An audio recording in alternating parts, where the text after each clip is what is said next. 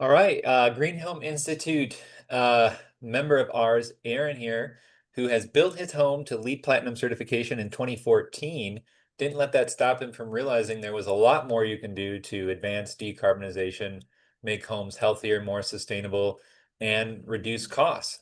So please join us for a virtual home tour case study of how Aaron went beyond LEED Platinum into electrification, solar power, and how you can too. Now, before we get started, I wanted to let you know that support for Green Home Institute comes from Build Equinox.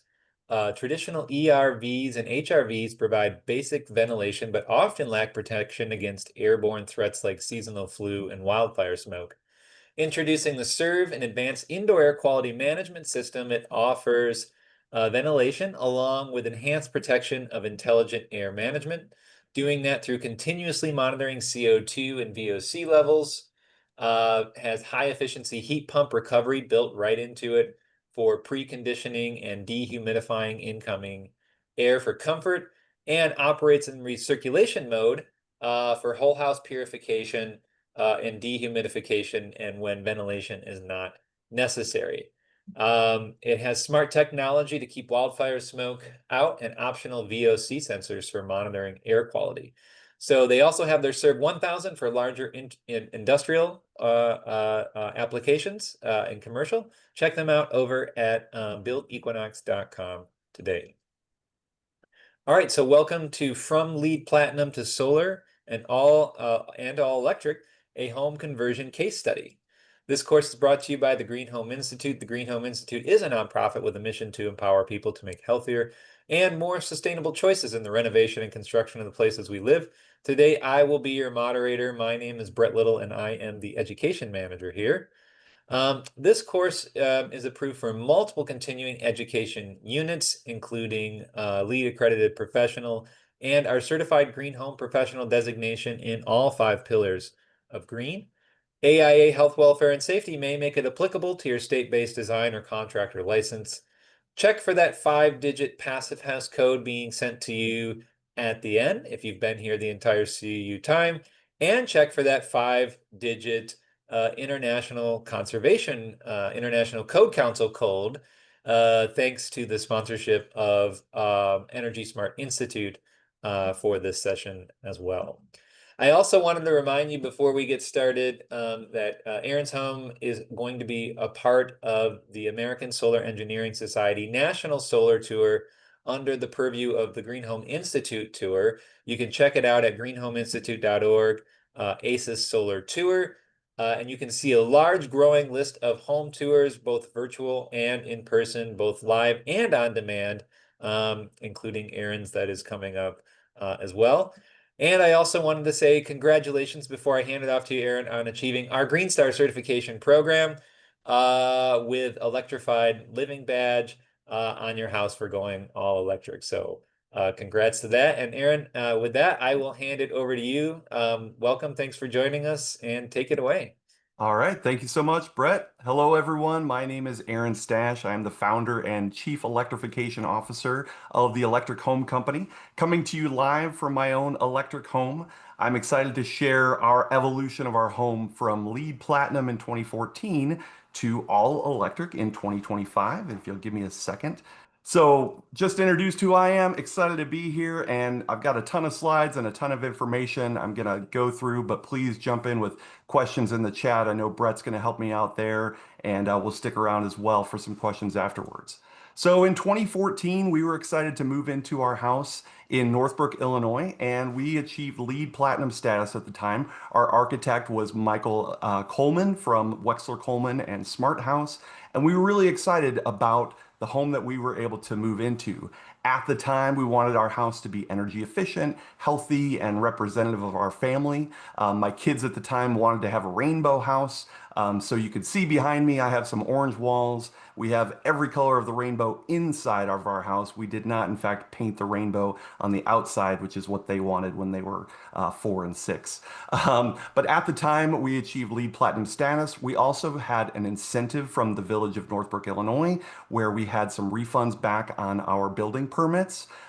Great sponsor for today's session, the Build Equinox Serve team. We actually have Serve Model 1, sorry, model number 6 of the original Serve that's been in our house since 2014. I could say that it's working really well right now. We have ductless air source heat pumps in our house, every form of insulation you can think of. And we also did a number of deconstruction and donation programs with the house that was on the lot before.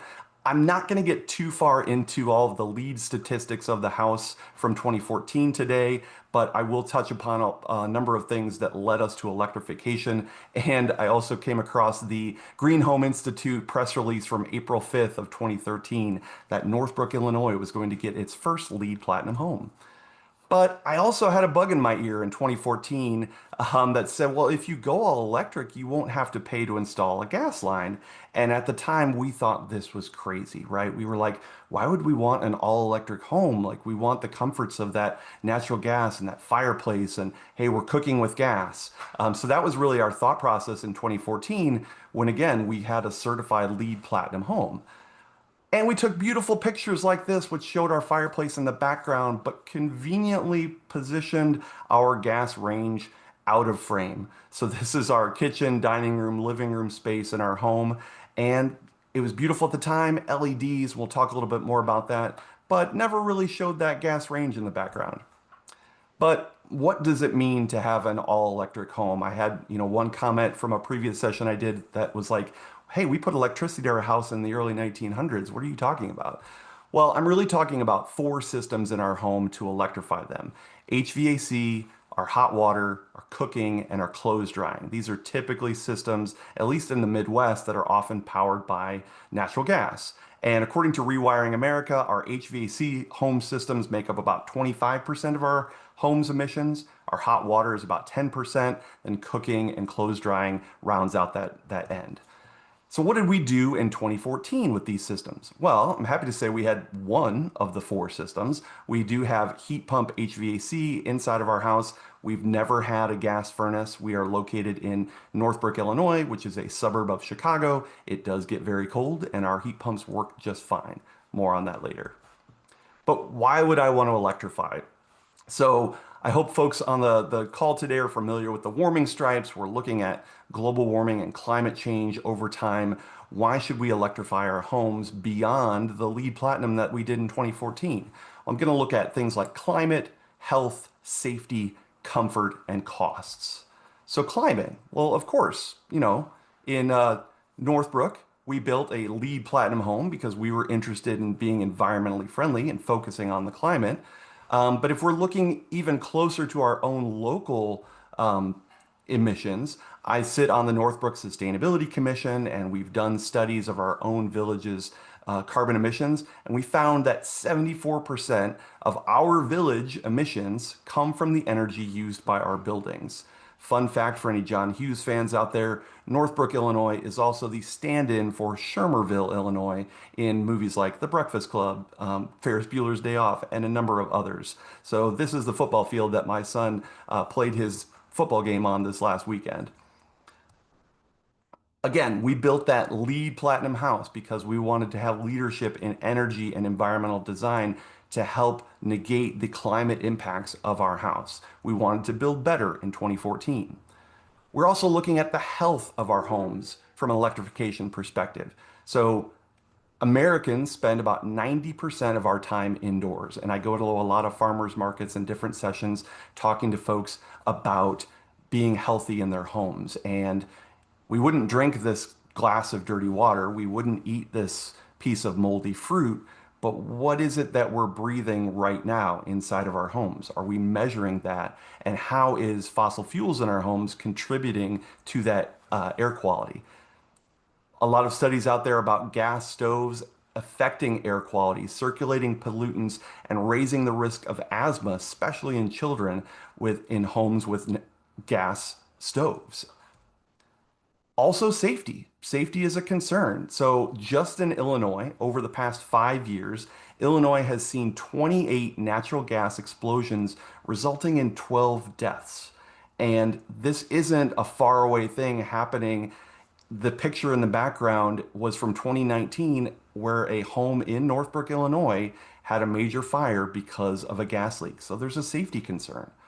Okay, I hear the health and safety concerns. What are we going to do about it? The first thing that we did was we changed our gas range, not pictured, into an induction range. And so induction cooking, which I hope a lot of folks are aware of now, is electric, but it's cooking with magnets. And those magnets are generating heat within the pan itself. It's faster than gas, it's just as responsive, it's easy to clean, and it doesn't heat your entire kitchen. Many of the most famous restaurants, high-end kitchens, are moving to induction cooking for just that reason. It's healthier and safer for their chefs, and it's an excellent cooking experience as well.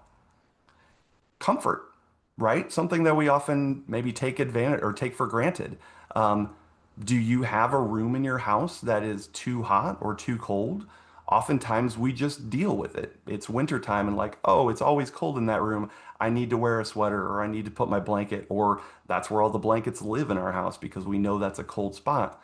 Well, we took care of that with heat pumps. Heat pumps are the most comfortable system that you can buy, in addition to being friendlier on the climate. So as I mentioned, we are in the Chicago area. We have cold climate heat pumps, house that was built in 2014. They've been running now for 11 years in these cold climates, and it's comfortable. It works in our cold climate. It's a two-way air conditioner. It not only cools our house, but it heats our house. Does it work at -13? Absolutely. One of the things I didn't mention, I'm the host of the Electric Home Show, and I've documented a lot of these things in my own home and others' homes to prove that these technologies work in Illinois. They work in the Midwest. What's it going to cost? Well, energy prices aren't going down, right? This is a chart with some fluctuations in Illinois' gas supply or gas charges versus electricity. Now, here in Illinois, we have relatively inexpensive gas and electricity costs. And so, does it make sense to put in a heat pump system or to electrify your whole house? Well, it makes sense if I can use solar to power our house. So this was one of the upgrades that we did after 2014. In 2019, we added a 10 kilowatt solar panel array with 39 solar panels on there. It was a birthday present to my wife. I'll let you guess how old she was at the time that we installed our 39 solar panels.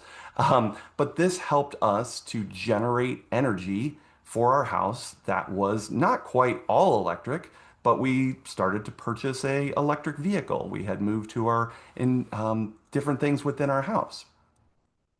And this is the look at what we've generated over the last 5 years. Now, my screen wasn't allowing me to go into 2019, so I've got the last 5 years. But overall lifetime production, 97 megawatts of energy just from our solar array.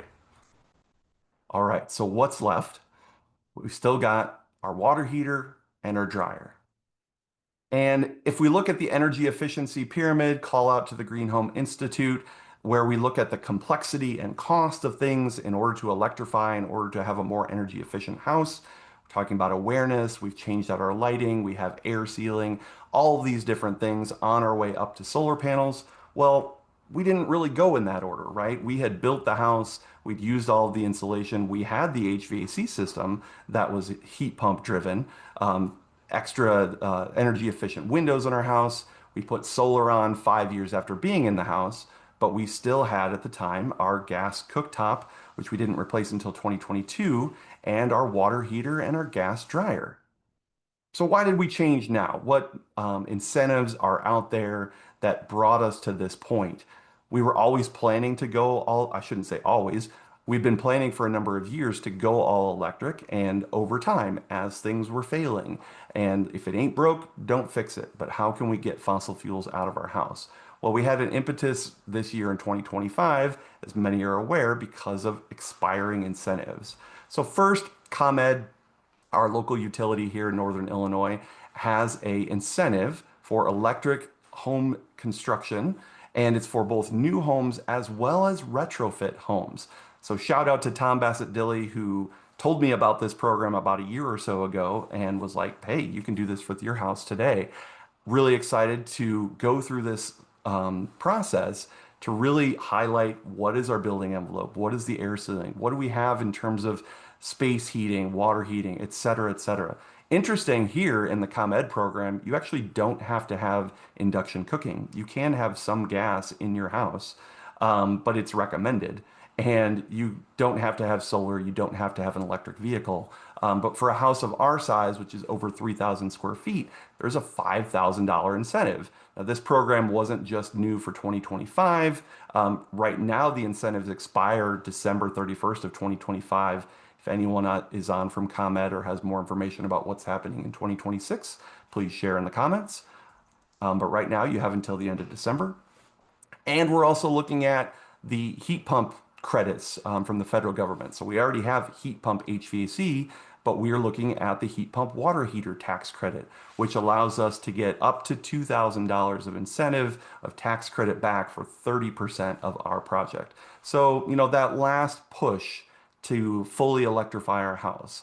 I often say when we do a retrofit or a remodel of our home, nobody thinks about the number of incentives they're going to get for putting in a new kitchen or a new bathroom or a lovely marble countertop or things like that. There's no ROI on those things. And so it's a little unfortunate that we peg our upgrades to our home in terms of electrification and heat pumps only to whether or not we're going to get incentives. But who doesn't like a deal? Everybody wants an incentive when they're out there. Let's get them while we can, and let's hope they come back someday.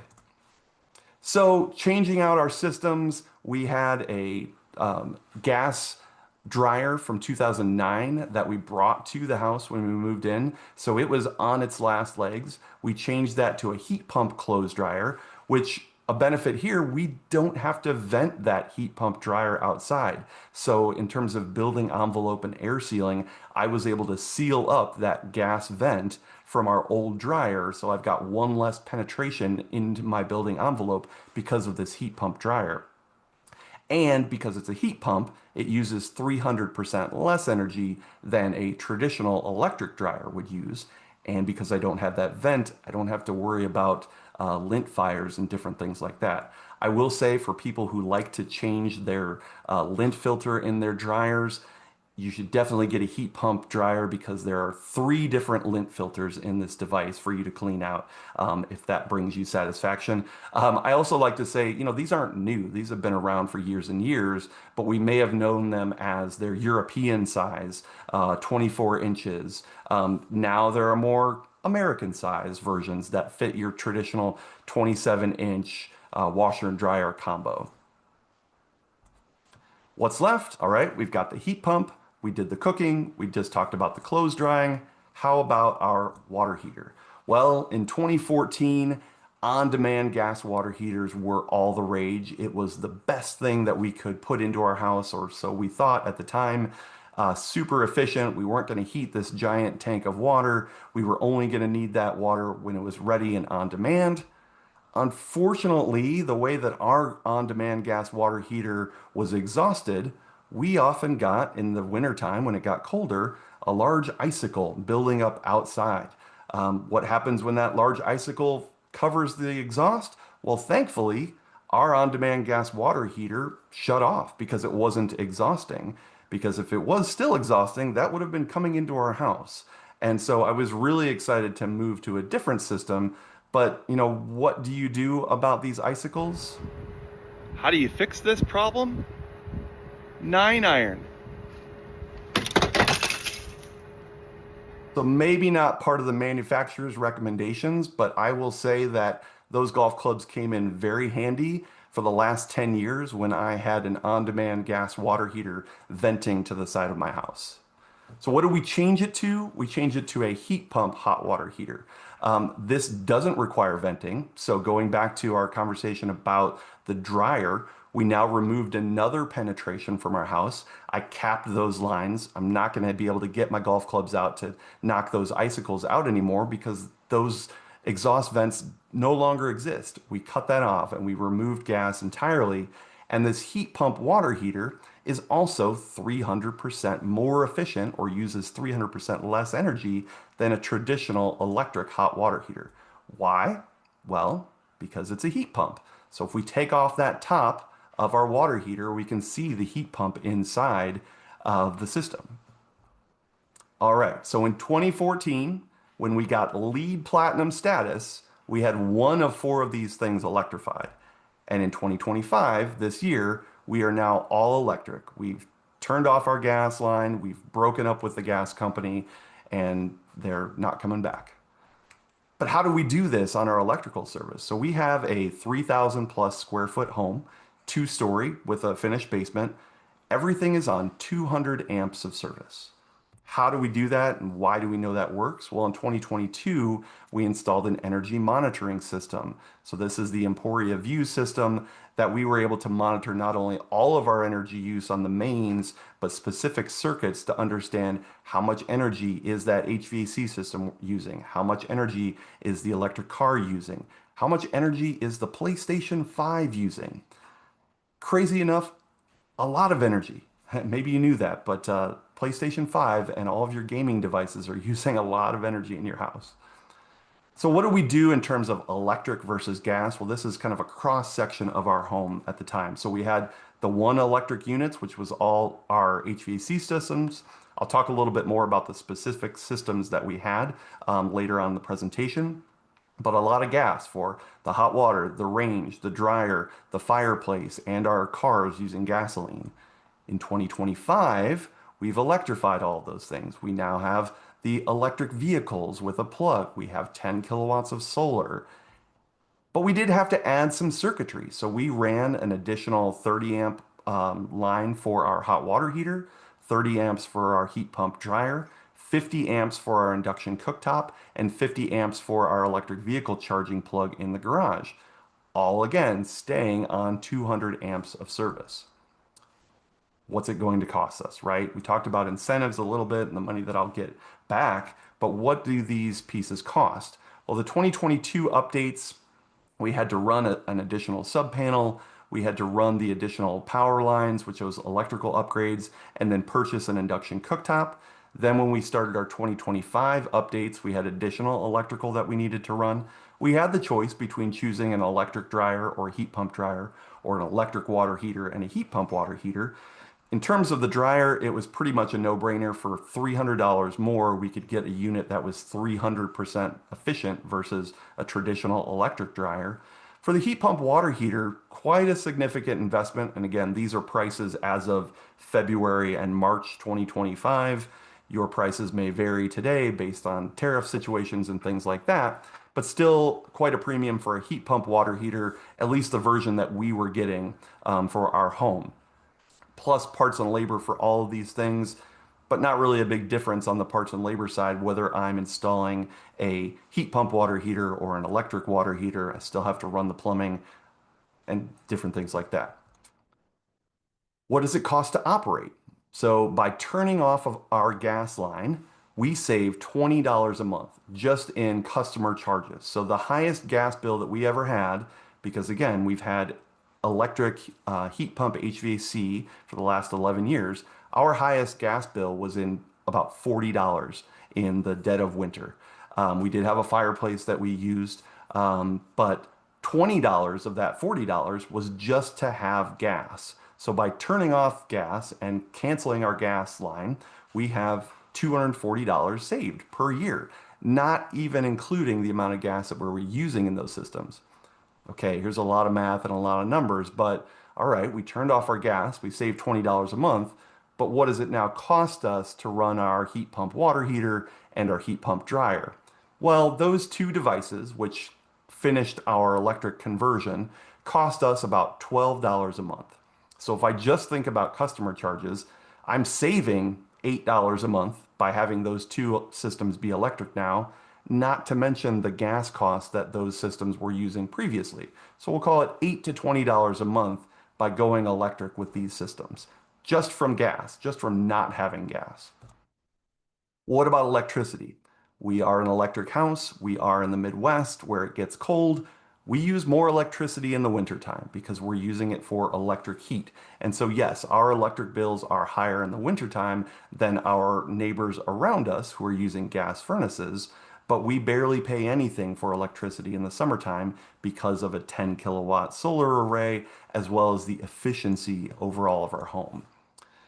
Here's a big bump up there, but luckily, looking at this data, where do these numbers come from? So now that I'm monitoring my energy use, I know that within my home, 17% of all of my electricity use is just for charging my electric cars. And so we'll talk a little bit more about that on the next slide.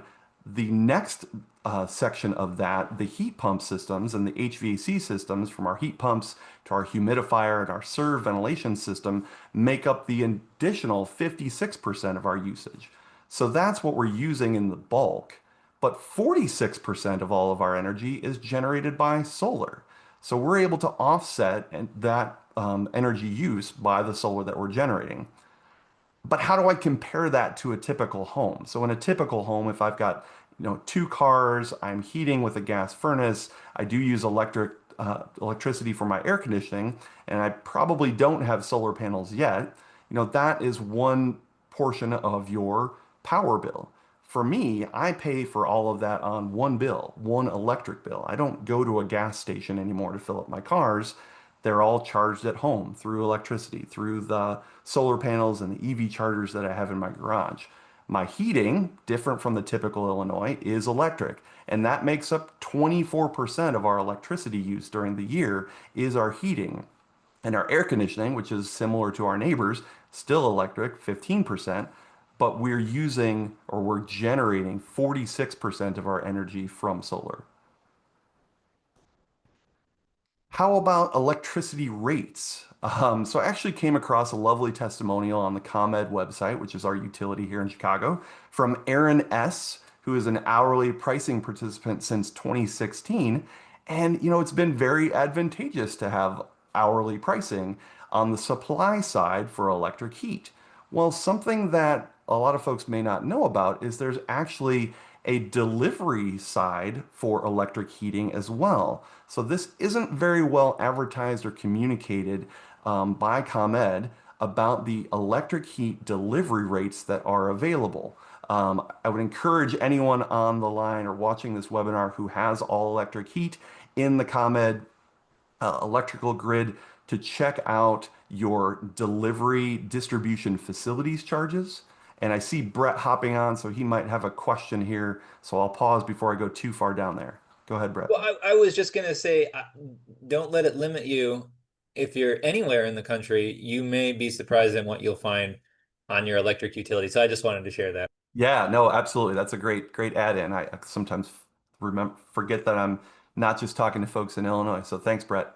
But in Illinois, in Northern Illinois, on ComEd, you can request a electric heat distribution or delivery rate charge, which changes your monthly customer charge by $2. It raises your fee $2. And so when I was changing this, the person on the phone was like, well, are you sure you want this rate? Because you're going to have to pay more for this customer charge. And I'm like, well, yeah, I'm paying $2 more to have this rate for my customer charge, but I'm saving over 50% in where the money is actually spent in the distribution facility charge.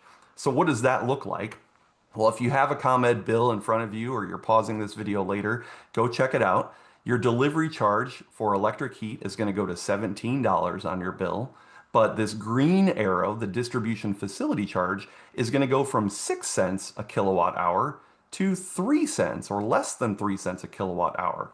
What does that mean for me? Well, just in the month of July and August, because my bill is July 22nd through August 20th, I saved $40 in electricity cost because of this delivery rate charge. $40 just in the month of July. What about in January, where I'm using a lot of energy and my power bill is even higher? In January, I would have saved almost $150. Unfortunately for me, I didn't learn this rate existed until March of 2025. My house has been all electric or all electric heat since 2014. And so this rate has been around, and I hope we can get more information out to consumers and to builders and to architects about this ComEd delivery rate. And as Brett said, check your local utilities as well. If you're using electric heat not just on the supply side, not just on net metering for your solar, but look at your delivery rates. So if I looked at just 2024, had I known about this rate, I would have saved $750 just for 1 year in 2024. Again, our house has been all electric for over 10 years, or I'm sorry, electric heat for over 10 years. How much could I have saved then? I will say that I did get 2 months of retroactivated billing when they verified that my house had electric heat. But I'm really still waiting for that check from the last 10 years of electric heating. So here are some insights about what we've learned over the last 10 years for our house when we moved from, again, LEED Platinum in 2014 to all electric in 2025. We'll talk about the indoor air quality. So again, we do have a serve in our house. It's model number 6. I believe that it is the first serve in a home in Illinois outside of Ty Newell's home in Urbana, Illinois, one of the founders of Build Equinox. In addition to that serve system, we have other indoor air quality monitors. Over the time, we've added window film to talk about the solar heat gain. We did add a system for our HVAC, which I'll get into, and we added a steam humidifier, which I'll also talk a little bit about. So on the air quality side, and Brett and I were having a little sidebar before the conversation, I definitely recommend air quality monitors. I love them. I wish I had known about them sooner and installed them sooner. My biggest challenge with air quality monitors is they never seem to agree with each other, but they are directional. And so regardless of what type of device you're using, I definitely recommend air quality monitors. What I would love to see is air quality monitors tied to ventilation, as some are, but ventilation where needed in places like your bedroom. So when we close our doors at night to go to sleep, we're now limiting potentially the amount of ventilation in that room. What does that do to our air quality in our LEED Platinum all electric home? Well, without an air quality monitor, we really don't know. We know what our air quality is at the device or wherever we've placed those devices. So, I typically carry around a portable CO2 detector when I go into clients' homes to see kind of what are we measuring here and what do folks not know about, because, spoiler alert, what you can't see can harm you. Window film. So this was something that we explored when we first moved in. We weren't really sure if we would need it or not. I will say that our home is passive solar before we had an active solar panel array. It's southern exposure, lots of big windows, really good overhangs for the first floor, and decent overhangs for the second floor. However, as that sun starts to dip in the winter time, our house actually was getting too warm in the winter because of the passive solar. So we added window film in 2023, both for indoors on the bedroom side and then for our large bay window or our large French doors on the first floor, we did add exterior. That tree on the right-hand side on the screen is a lot bigger now, so it gives us a lot of good shade in front of that window. So we didn't add it there, but I will definitely say that the window film increased and improved the overall comfort and heat gain from those. HVAC, I could do a whole other hour-long session on our HVAC challenges and opportunities that we faced in our house. When we first moved in, we had about 42,000 BTUs of energy from 3 ductless mini split air source heat pumps. So we had 2 on our second level. So you'll see on the left-hand side in blue, a 1-ton unit, and on the right-hand side in green, another 1-ton unit. Those represent the guest suite area, which sits over the garage, and the primary suite on the other side. And then in our kitchen on our first floor, we had a 1.5-ton unit there. And you could see we have 2 units on the outside, on the right-hand side, 1 unit on the inside, on the left side. And then we had our serve unit. So this is what was modeled for our home in 2014. But after living there for a year, we ended up adding additional heating and cooling capacity. So we added outside, I'll start with outside first, a 20,000 BTU multi-unit, which was again an air source heat pump, and that was tied to 2 units inside. And so we added a unit in our basement, which you see at the very bottom in blue, a 1-ton unit in the basement, and we added a 9,000-ton unit in our attic. Now, all things being equal, hindsight is 2020. I would never again add a ducted unit to an unconditioned attic. The ductwork was insulated at the time, but not to the degree that it would be if it was inside the building envelope. Um, and so we did a number of things to improve the quality of that working over the number of years. But I, again, would never recommend someone put a ducted heat pump system in an unconditioned attic. What did we do? This is what it looked like at the time. Again, we had insulation on the floor of the attic or the ceiling of the second floor, tons of insulation, blown cellulose, R60 plus, but then this heat pump floated over the top in that space. And unfortunately, the heat pump that was installed in 2015 was a low static pressure heat pump, which is meant for 1 or 2 rooms to run through a short duct run. Our ducts were not short. They were over 20 feet long. And so we had the wrong unit installed in the wrong place, utilizing the wrong type of ductwork. So, lesson learned after 10 years living here, we did make modifications in 2014 to improve the airflow to this unit. And we also wrapped the entire unit in K-Flex foam to help condition it from the outside space, because this was also connected to our serve ventilation system. So our serve ventilation ductwork also runs into this attic space and runs to our bedrooms and spaces on that second floor, which unfortunately has picked up heat gain in the summertime or cooling in the wintertime because it's not that well insulated with that ductwork. So had I to do it over again, I would not put any ductwork in an unconditioned attic space. Now we know. So lesson learned, please take that with you for your next project. Um, we also added a humidifier system to our house. So our humidifier, what we found over the course of the years, we just weren't as comfortable in the wintertime without that humidifier. We were using portable systems in bedrooms and things like that. But in 2019, we added a steam humidifier in line with our serve duct. So because most of our house is ductless, we can't just bolt a humidifier onto our air handler to humidify that space. The only ductwork that we have in our house was through our serve. And so we added a steam humidifier unit into the serve that we turn on in the wintertime. Not sure that that's the best place for it. We're exploring some other options for that humidifier now, just knowing how it's operating in the ERV ducts. Lessons learned there as well. And then in 2026 or 2025, we had a really humid summer. Always in Illinois, we have some of the worst weather everywhere when it's really hot and humid and really cold in the wintertime. Super humid. Have always been running a dehumidifier in the basement space, but I've actually used a portable dehumidifier in near our kitchen, near our mudroom, because we found that, well, we're dehumidifying our basement, but we're not in our basement. And so why do we want that to be more comfortable than the space we actually live in? So now we're exploring potentially putting in a dehumidifier system, again, in line with our ventilation system so that we can get more of that humidity out of the air. What I've noticed, and folks will probably recognize this, is as we remove humidity from the air, we don't need to turn our air conditioner down as low to be comfortable. So we've been able to use less air conditioning because we're decreasing the humidity factor there. So I am almost done.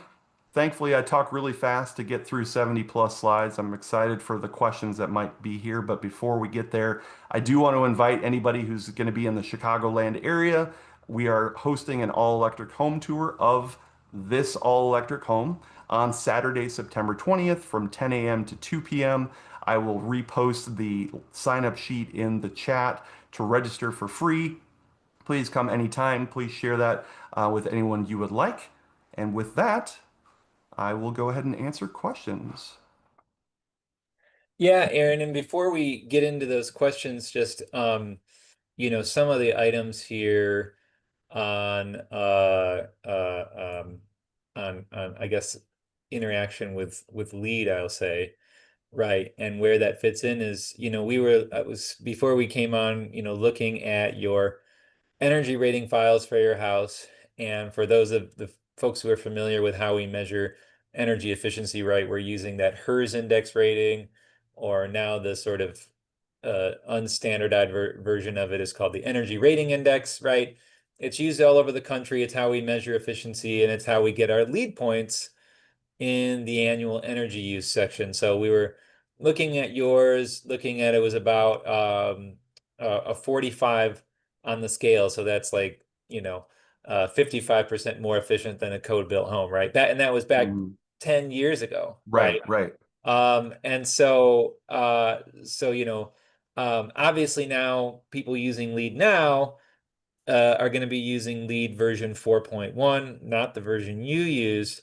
But either way, what we know is that under 4.1, and in the Energy Star program, we look at bedrooms and square footages, and it changes things a little bit. But likely, with the things you did to your house, based on what we see, and it's setting the solar panels aside, um, you would probably be at a HERS of 40 by, electrifying. Well, let me take a step back here. Mhm. You would probably shift up to a HERS of 50. And without running the analysis, we can't know for sure, but you would actually go in the other direction because the way the HERS index rating works is that it's looking at cost and not necessarily energy use. And Mhm. most of the time, electricity costs more per unit than gas, in most climates, in Illinois, especially like mine. So your score you probably actually would have made your home score worse, just if in with all things being equal, but Yeah. let me continue. And so obviously then by adding the solar, you would have dropped way back down into the 30s or 25s. And so this is just something for someone to consider, when they're doing LEED moving forward and hoping to electrify, that if you're looking at that HERS rating, you're likely going to be penalized for it. But that's where LEED, versus the version you used in the past, this didn't exist back then. And so the LEED energy budget is designed, and we are seeing it on every LEED project we work with that electrifies, where when the HERS comes back with bad numbers, the LEED energy budget comes back with good numbers. And so the LEED energy budget just looks at a percentage reduction in saving versus the home if it was built to a code standard. And it looks at energy use, not cost, at pure energy use. And so anytime we look at pure energy use, electrification always wins. So just letting people know who are doing LEED in the future and looking to electrify, which you want to do right at the start. You don't want to wait like you did, right? We know more than we did 10 years ago, right?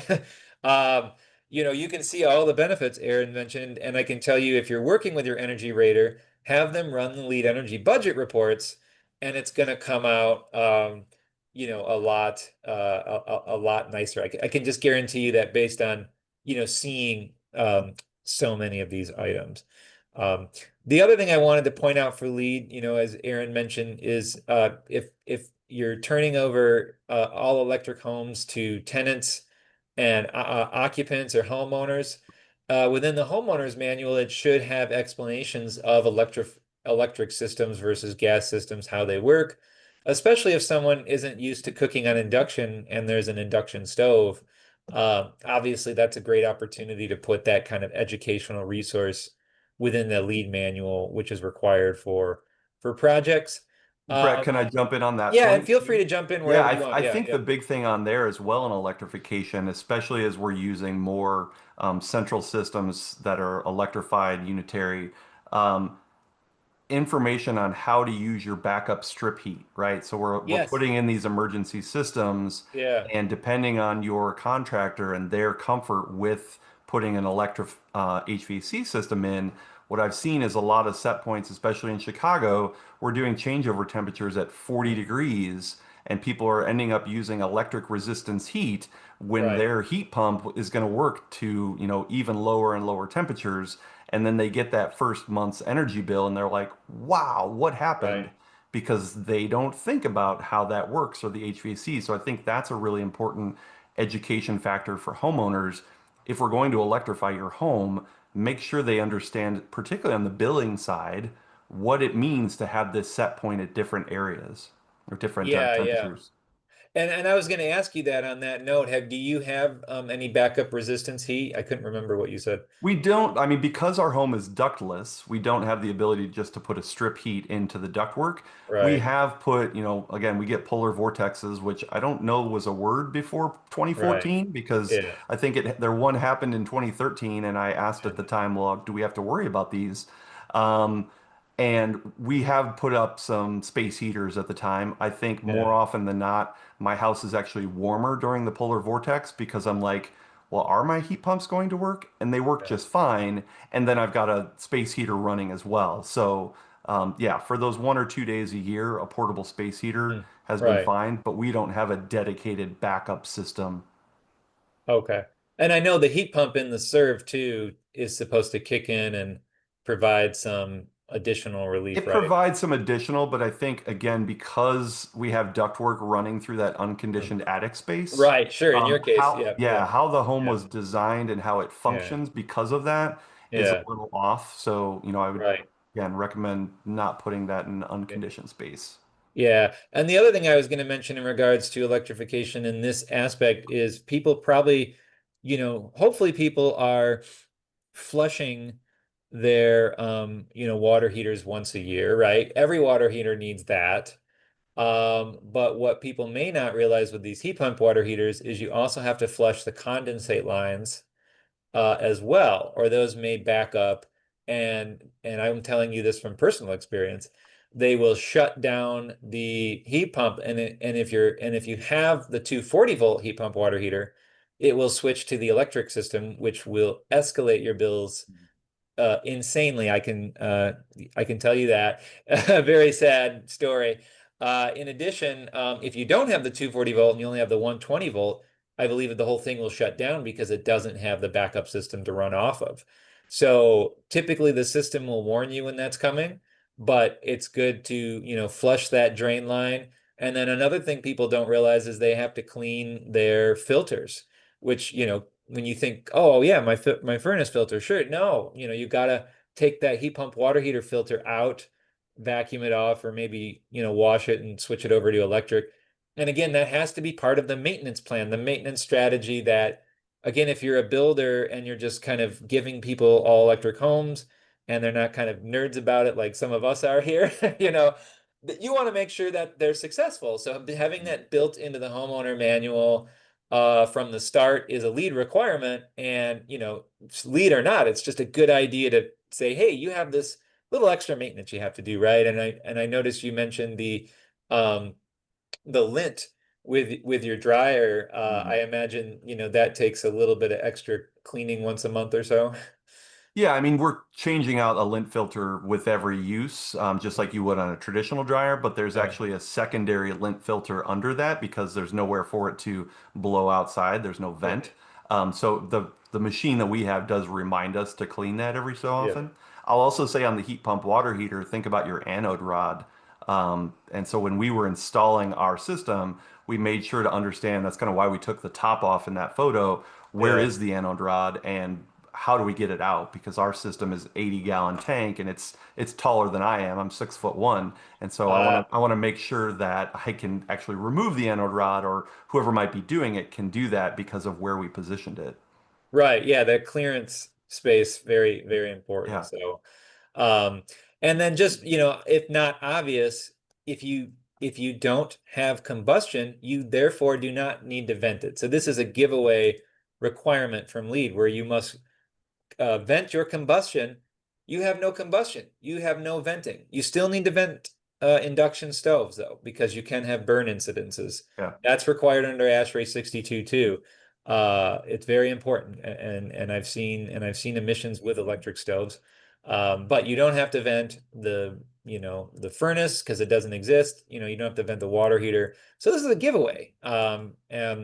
And then lastly, one thing and one question I wanted to ask you, and it came up in the Q&A. One other extra bonus point for the new version of LEED is quiet systems, right? And I know a lot of these advanced heat pump systems, can be quieter, but on the flip side, there have been some complaints about heat pump water heaters, Mhm. unfortunately, that have been a little bit louder. So obviously having a healthy home is having a quiet home. We can verify that in LEED for credits, but what was been your experience, Aaron? Have you had any sound issues with your heat pump water heater? Yeah, and so the system that we have, no sound issues at all. I think actually it's rated to be the quietest on the market right now. Uh-huh. Our heat pump water heater is in a utility room in the basement, and so it wasn't really going to be an issue even if we got one of the louder units. I think Yeah. something that, we were also looking at, which I don't think is well documented, is in addition to the decibel level of how loud it is, there's Yeah. also like what key, what is it playing in, right? So if you've got a really, Uh, um, you know, whiny system, it might not be very loud, but just kind of what frequency it's broadcasting at might be more impactful to you than the actual loudness of it, right. which I don't think a lot of manufacturers actually highlight what that is. My wife is a Right. music teacher. I've got the piano behind me, so we think a lot about frequencies and sounds there. Yeah. But in our case, we live next to we're three doors down from the railroad or from the train tracks. And Yeah. so we're, the nice thing with our house in general, because of the air sealing and insulation, is we're very well insulated from that train noise. And Right. that's still louder than anything we've heard from our heat pump water heater.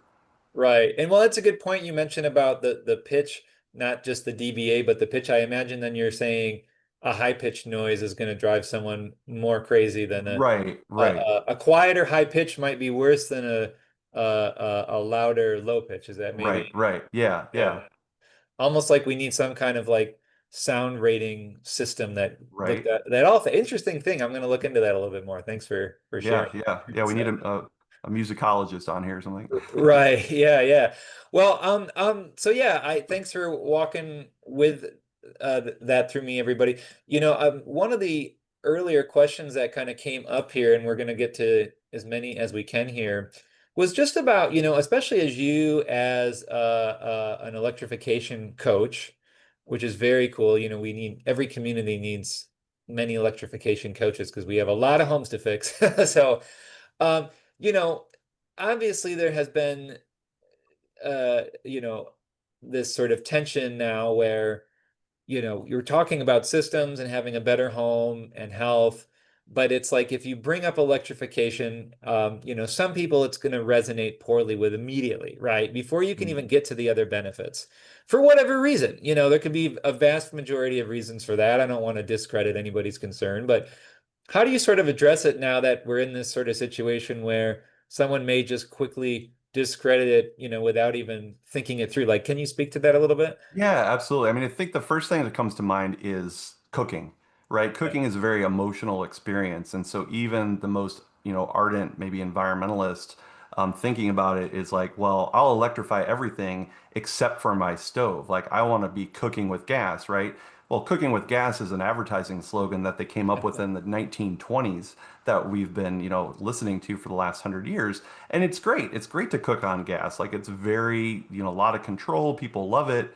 And when people think about electric cooking, they think about electric resistant stovetops, which I had as a kid, and they're not very good, right? In terms of if I'm a chef and kind of want that control, like they're going to cook your food and they'll get the job done, but they're not going to be that high-end piece. So I think explaining how induction works a little differently than a traditional electric cooktop is important. But I think there's a lot of emotion around cooking, and so really changing that out first is a challenge. I think, when I talk to folks, I don't start with electrification. I talk with how can we make your home healthier, right? And so how can we have a safer environment? How can we be more comfortable? You don't have to just deal with that really cold room or that really hot room. Like, why is it that way? And so I look at the health and comfort and safety of the home and, well, how can we get to health, comfort, and safety through electrification, right? Some people think about safety first because maybe they've had a fire in the past and they're like, I just don't want to deal with that. I want all of these systems for my safety.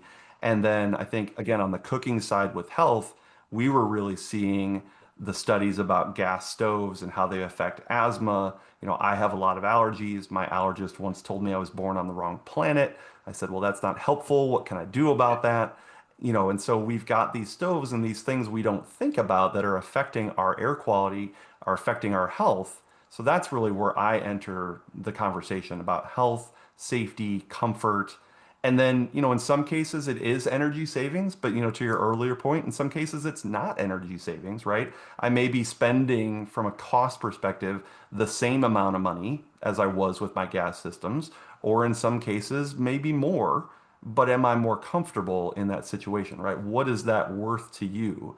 Again, when you do a home upgrade, if you remodel your kitchen or your bathroom or put an addition on your house, you as the owner or the builder, you're not necessarily thinking about the ROI per se, unless you're thinking about resale, but you're thinking about this is an upgrade to my home. My house is better now because I have this beautiful kitchen that I can take people to and utilize on a regular basis. Or, hey, I finally don't have to walk sideways into my bathroom because it's bigger now than it was when it was built in 1910 or something like that.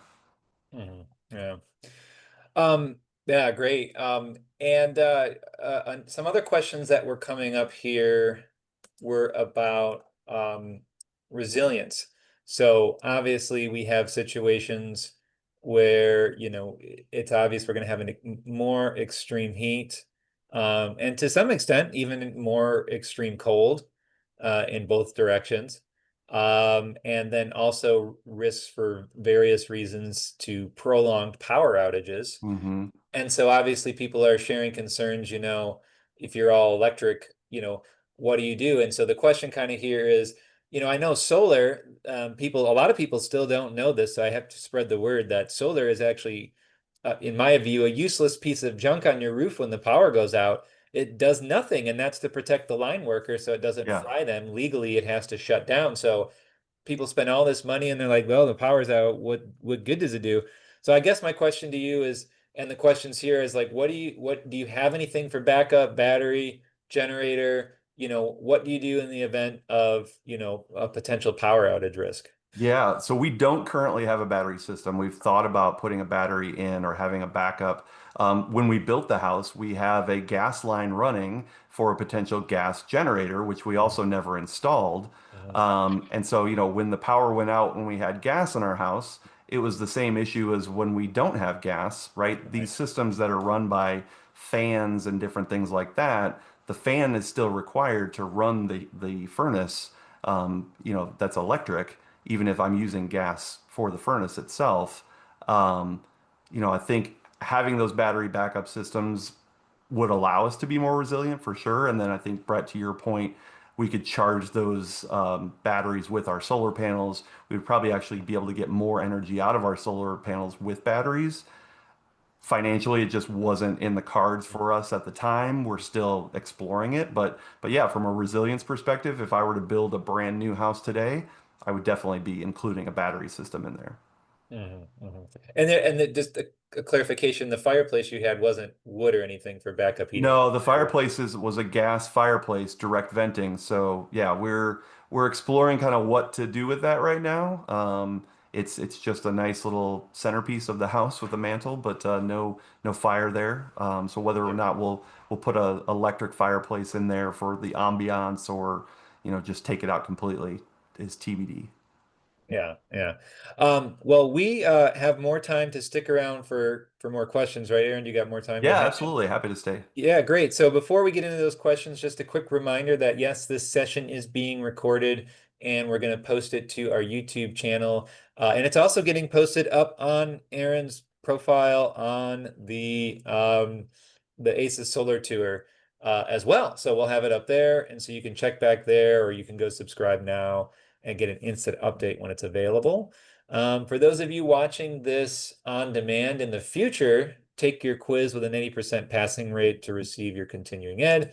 For those of you here today, make sure to check your spam from certs@gutenbergcerts.com to receive your certificate and take the survey at the end too. We'd love to hear from you on how we did. And then just again, a huge thanks to our board of directors, our volunteers, our executive director, Jose Reyna, our nearly 500 members in celebration of our 25th year anniversary this year. We're hoping to get to 500 members so we can keep on going. And a huge thanks to our sponsors, especially ones that are helping people electrify easily. like Rheem for decarbonizing your heat pump water heater, Build Equinox for decarbonized ventilation, Panasonic, Timber HP, Tamarack Ventilation, and everybody who is supporting our work. And before we go, we're going to get into more questions, but just Aaron, you are having an in-person tour on the 20th, right? Can you just remind everybody again about that? Yeah, absolutely. So there's some links in the chat for registering for that, or you can go to any number of places here to register for free. We are hosting an in-person all-electric home tour on Saturday, September 20th from 10 a.m. to 2 p.m. in Northbrook, Illinois. And yeah, feel free to reach out to me by email or any of these contact information for more information about that, or for other questions, comments. Happy to talk to folks. Yeah, yeah, great. Well, I see some more questions, so we're happy to keep on going through a couple of them while Yeah, we're I waiting see one for. about Yeah, like the go take it. What do you see? washer and dryer side. I Yeah, think I get that a lot. yeah. How does your heat pump dryer work? Because yeah, I think again, just kind of how fe people feel about the comfort or the ease of that. I do the majority of the laundry in our household. We have two teenagers and my wife and I, so the four of us total. We did look at the all-in-one system that has both the washer and dryer together. That really wasn't for us just because of the volume of laundry that we're doing. Like, I like the idea of that for one or two people. I don't like the idea of that when your son wears at least three different hoodies in one day. So we did get two standalone systems, but I will say that our last dryer was a gas dryer. It was 15 plus years old. Our new heat pump dryer actually dries faster and better than that old system. Sometimes it feels too dry, and I think but absolutely don't have an issue. Is it a little longer? Yes. Have I noticed at all from doing laundry for the last 10 years? I have not. It has not impacted the way I do laundry in any way. If anything, I actually do it quicker because I have an app now that tells me that the laundry's done. And so it doesn't sit in there and me forgetting about it. If you're the type of person who's doing 8 loads of laundry a day, maybe you're going to notice because you're just doing it constantly. But yeah, I haven't had a real world issue with the length of it for that system. And, again, this is a larger, brand new 2024, 2025 model, 27-inch system. Um, Another question that came in here was just about your amperage. It says, can you talk more about how you determined that a 200 amp panel would be sufficient? Yeah, so I'm not an electrician, so I will say I've talked to experts about it. But essentially, when we put in the energy monitoring system, we could identify how those different, like how much energy we were using overall, what was our peak load and peak demand. And as we were modifying and using different things, our peak demand was never maxing out to a point that we were going to start tripping breakers on a 200 amp service. Now, I will say on the electric vehicle side, like if I run my heat pump dryer and my heat pump water heater is going and I start to charge, one of my cars and run my induction stove, might I see some issues? Maybe. I've never experienced that because I never do those things all at once. Right. And so we haven't had any issues. We've always had the right amount in there, and we're charging our cars overnight or we're cooking for a short period of time. The water heater itself is very efficient just as using a heat pump, so it's not ramping up from an electric resistance perspective. But yeah, really, because we had that Emporia View energy monitoring system, I was able to share that data with the electricians to be like, hey, here's what we have. Does this make sense for what we want to do? And we got the approvals to do that. Mhm, I know some villages in different places want you to put more service in, either because it's code or they don't like sub panels. I had one person I was speaking to that wanted them to run 600 amps of service to electrify their home, and it was actually a little smaller than ours. And I'm like, that's crazy. You don't need 600 amps to do that unless you're running a server farm or something in your basement. mhm. You were speaking about areas, well, requiring certain amperages. So the question is, did you say you were in a HOA or homeowner Not in an association? HOA, so no, Oh, I'm in okay. the village of Northbrook. Yeah, so Okay. so no issues there. In terms of installing the solar panels, Mhm. They are on the south side of our house in our backyard, so they're not seen from the street. But I don't know that that would have been an issue or not. So Right. yeah, really easy for that process to go through when we put them on in a few years back. I will say for those who was calling in from Michigan, a little advocacy alert. We passed a bill here that blocks HOAs from blocking solar in some regards. It's not 100%. So if your state hasn't done that yet, there you go. So work on it if that's important to you and you think it's appropriate. So, um, so I want to, for your humidity issues, interesting because I've come to learn that it seems in general that mini splits they just don't do such a great job of dehumidifying compared to their a ducted air source heat pump Mhm. system. So like you've got air quality monitors in, like what are you seeing like out there? Are you actually seeing higher dew points or? Yeah, I think some, challenges that we've had. Yeah, everything is ductless except for that one unit I mentioned. When we first moved into the house, we're like, oh, it has this dehumidification mode. That'll be great. Mhm. It doesn't really do what it says it's doing, or if it does, the room that it's in is so cold that you don't want to be in that room, right? Because of the dehumidification. And so I think part of it is again because of some of our ventilation system running through that unconditioned space that might be dehumidifying or moving that air around, like that really moves the air through our home. Basically it's a bath fan running all of the time, right? So we have returns in all of the wet rooms, bathrooms, and kitchens, and supplies in all of the living spaces to continuously move the air. And it's on 100% recirculation. And so in the wintertime, the idea was when you're cooking or you're showering or things like that, the humidity that's being generated will stay in the house because it's tighter and will move around. That isn't necessarily what we've experienced, so we added humidification for the wintertime. But in the summer times, again, we're freezing ourselves out because of the temperature that we want to bring the house down to be comfortable, but it's really the humidity in the air and not the temperature in the air. And so we are considering putting in a ventilated dehumidifier, in line with our serve system so Hmm. that we can dehumidify that indoor air in addition to the conditioning space. So I think again, as I would think about it 10 years on, I would probably include that or include some dehumidification processes in the HVAC equipment that we would install now, whether Right. that's a ducted, central system or other. Yeah. And real quick on your system, someone was asking, do you have individual remotes for each room or do you have a unified control? We do. So we are still on the MHK1 thermostats. And we have, so they're individual, our system in our kitchen has its own unit outside. So that's one zone. Our system in our primary bedroom has its own zone. Our system on the guest side has its own zone. Where we got into some funky things when we first installed these were kind of when we first installed the multi-unit in 2015, we actually had installed the attic unit, the one that feeds the two bedrooms, and it was connected to the basement unit. And the pitch that we got at the time was, oh, these can run at the same time in cooling versus heating. Well, we all know that that's not true. It doesn't work that way. You can either run it in cooling or you can run it in heating.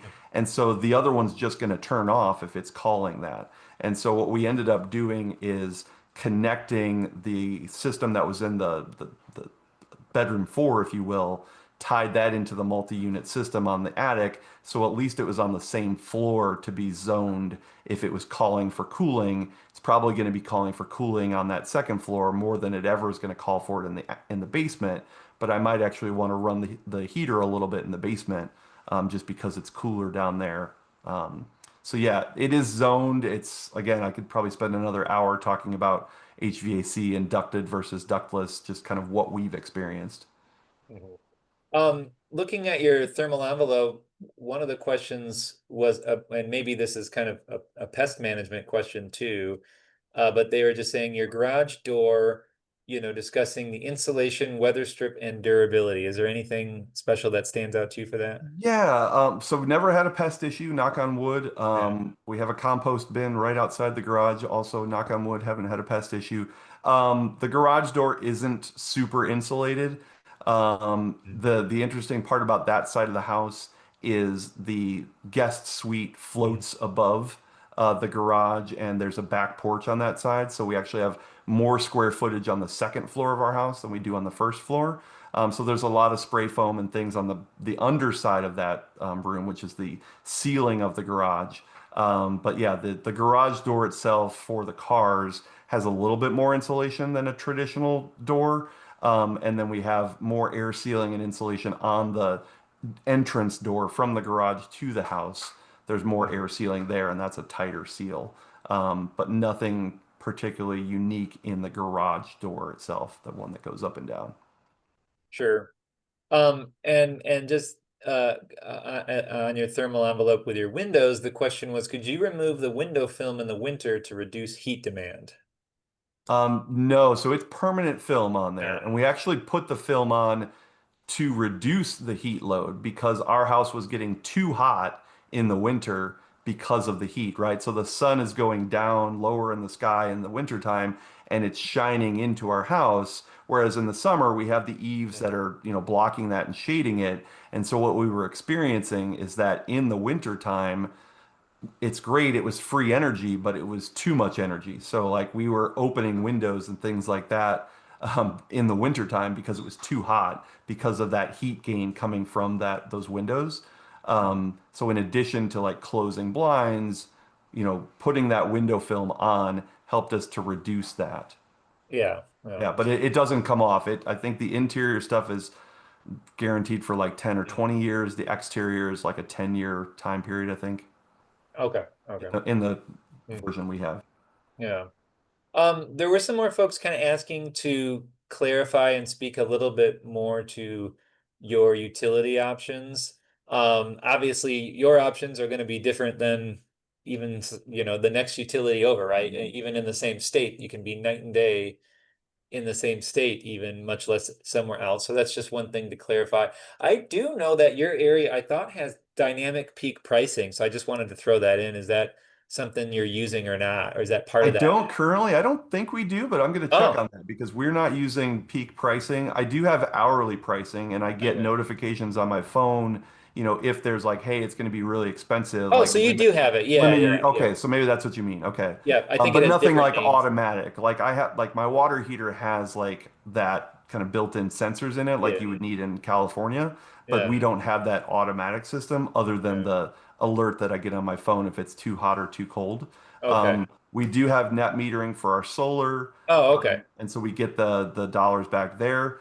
So you pay what you get paid what you're paying, right? It's I one believe it's to one. actually lower than what we get paid. Uh-huh. Like I think they keep tweaking it to pay us less. So, ultimately with the solar, what I tell folks is it's great to get net metering, but if I can use all of that power in my own home, Right. it's more financially beneficial for me Yeah, than to get money back from the utility. yeah, Results may vary based on where you are, I'm sure. right. But yeah, So are so they changing like because usually what that done does is because you have hourly pricing, you have hourly payment schedules for your solar, right? They're paying you at a different time. Do you notice that, or is it I just don't think it works that. I'll do some more research, but I yeah? think in Illinois at least, like we have the hourly pricing, but I don't think we're getting paid the hourly rate Oh, for our okay, solar. okay, I think the solar is a flat rate. I think okay, if anybody knows in the chat or online, let yeah, me know. But I think the solar is a flat rate, and then what we pay varies on the hourly side. okay, okay, Um, yeah,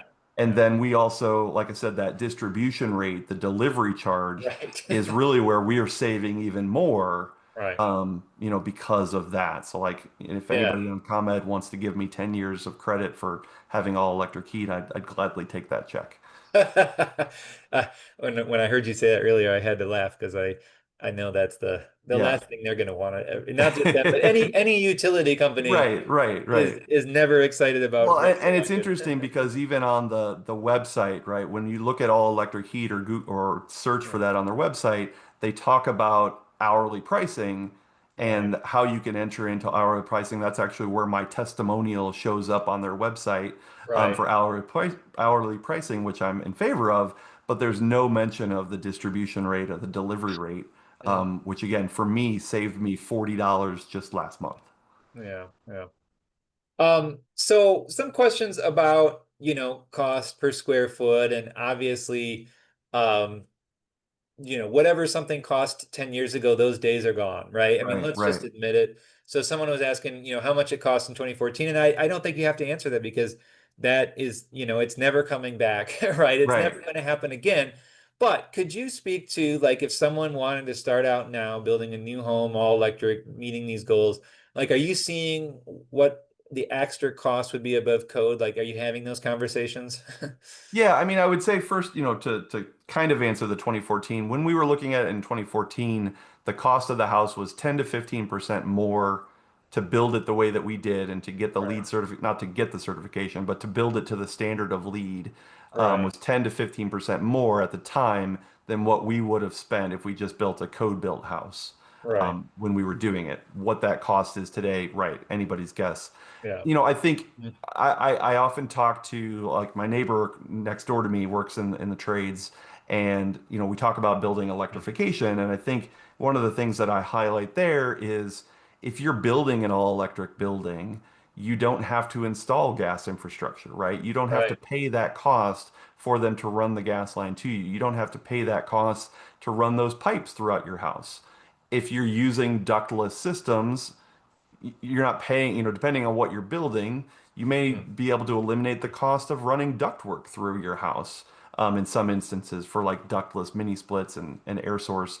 I know I had Mm. a colleague who was remodeling an old apartment building in the Chicago area, and they put in ductless units because it saved them a lot of headspace that they didn't have to run ductwork for the heating and cooling. They still have an ERV system in there that's running ventilation, Mm. but again, there's trade-offs and ways to save by doing electrification versus your traditional systems. Right.